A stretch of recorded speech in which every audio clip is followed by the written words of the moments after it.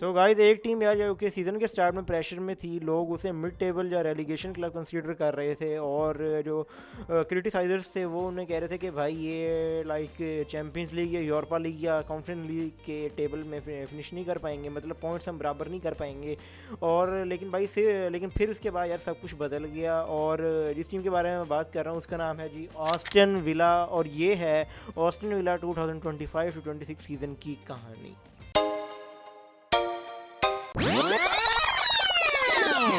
Brentford, good save from Martinez. Ball goes loose and it's jabbed home. First save from Martinez. So Mateta at the Holt ends with this chance for Crystal Palace. And Mateta scores the opening goal of the game. Well, that's a poor ball, Salah. Yes! 250 Liverpool goals for Mohamed Salah. सो भाई जब से यार Unai emery ने coaching संभाली है Austin villa की, तब से जो उन्होंने एक अच्छी चीज़ की वो ये कि उन्होंने हाई कॉम्पैक्ट प्रेसिंग इंट्रोड्यूस कराई टीम के अंदर, जो कि टीम में एक मिसिंग थी पुराने कोचेस के एरा में। और कॉम्पैक्ट मिडफील्ड शेप दी टीम को, लाइक एक कॉम्पैक्ट मिडफील्ड में खिला रही है वो टीम को।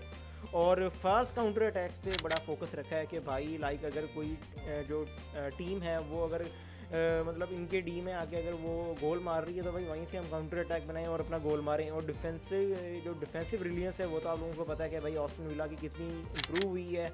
और स्क्वाड रोटेशन भी एक लाइक अच्छी चीज़ इंट्रोड्यूस कराई है उनाई एमरी ने, जिसके अंदर डिफरेंट प्लेयर्स को वो रोटेट करते रहे अच्छी तरह से, और इंजरीज़ का कंसर्न इन्हें इतना नहीं रहा।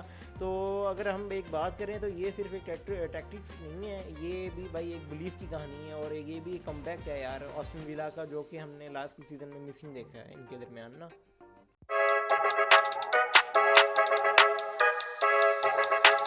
सो गाइस एज वी नो कि जब भी सीज़न का स्टार्ट होता है तो किसी भी टीम को भाई मोमेंटम गेन करने के लिए एक सबसे बड़ा विन चाहिए होता है। उसी तरह भाई ऑस्टन विला की इस कहानी में भी उनका सबसे बड़ा जो विन आया है वो आया था आर्सेनल के साथ, ठीक है। और मैनचेस्टर सिटी को भी हमने हराया ऑस्टन विला ने, ठीक है।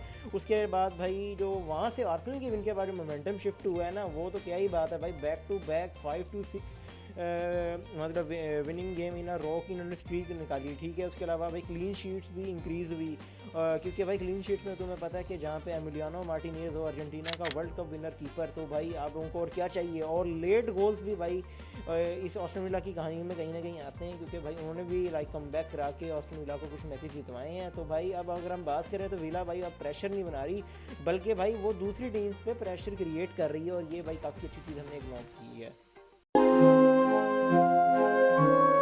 सो भाई अगर if you talk about the players कि भाई जिन्होंने लाइक इस ऑस्टन विला की टीम को एक न्यू शेप में क्रिएट किया है, तो उसमें भाई जो सबसे बड़ा प्लेयर है वो आएगा भाई ऑली वाटकिंस, जो कि भाई इनका एक स्ट्राइकर है और काफ़ी बिग मैच विनर स्ट्राइकर है।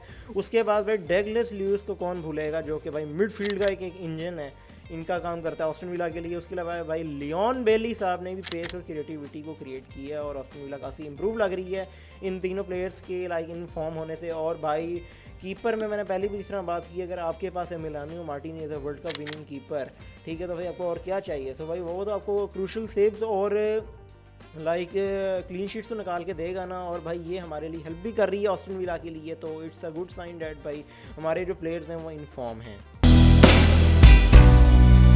तो भाई इफ़ यू टॉक अबाउट कि प्रीमियर लीग्स विन जिनके जो लाइक ऑस्टन विला ने अपने इस 25-26 के सीज़न में सबसे बड़े विन निकाले हैं, तो भाई सबसे बड़ा जो विन आया ऑस्टन विला का वो आया था मैनचेस्टर यूनाइटेड के अगेंस्ट 3-1 का एक विन, जिसके अंदर भाई गोल मारे थे वाटकिंस, बेली और रैमजी ने, ठीक है। उसके बाद भाई आर्सेनल की 2-1 का एक विन आया, उससे भी इन्होंने काफ़ी अच्छा कॉन्फिडेंस गेन किया। उसमें वाटकिंस और बेली का गोल आया था, और मैन सिटी को हराया पेप गार्डियोला की टीम को 1-0 से, उसमें डॉगलस ल्यूइस का भाई एक अच्छा गोल आया था। और टॉटनम हॉटस्पर्स को 2-1 से हराया, उसके अंदर भाई मैगनिन और डियाबाई का एक अच्छे से गोल आए। और भाई अब जहाँ तक हम देखें तो भाई हर बड़ी टीम के खिलाफ ऑस्टन विला ने एक अच्छी स्टेटमेंट दी है कि भाई अब हम कोई बॉटलर्स नहीं है, हम कोई मिड टेबल टीम नहीं है, ठीक है। तो भाई अब हम कंटेंडर हैं for UEFA Champions League qualification and Premier League. Like अगर चलो प्रीमियर लीग नहीं जीतेंगे, टॉप 1 to 3 में तो फिनिश कर ही सकते हैं।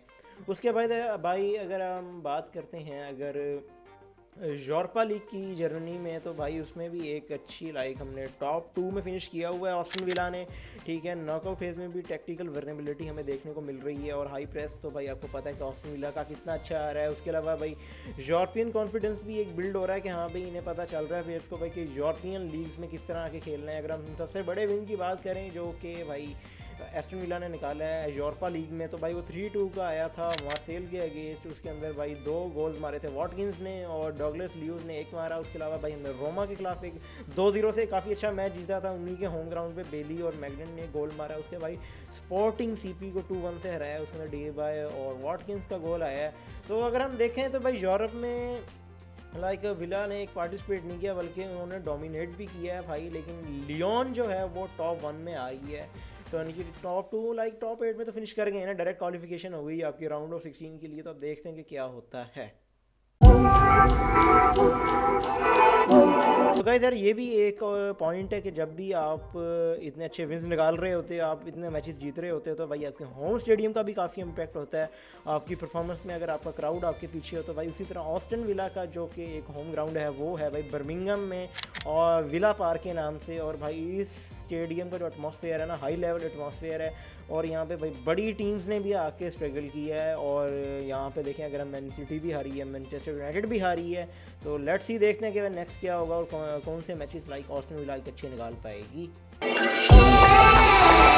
सो भाई जितने भी ऑस्टन विला फैंस हैं उनके दिमाग में सिर्फ ये ही एक क्वेश्चन है कि भाई जो ऑस्टन विला है वो टॉप 4 में अपने आप को लाइक मेंटेन रख पाएगी और प्रीमियर लीग टाइटल में ऑफिशियली इंटर कर पाएगी या नहीं। क्योंकि भाई जो स्क्वाड है ना ऑस्टन विला का, उसकी तो एक बेस अच्छी फाउंडेशन हमें मिल गई है और बिग मैच मेंटालिटी वाले प्लेयर्स भी हैं जो कि ऑलरेडी प्रूवन भी है।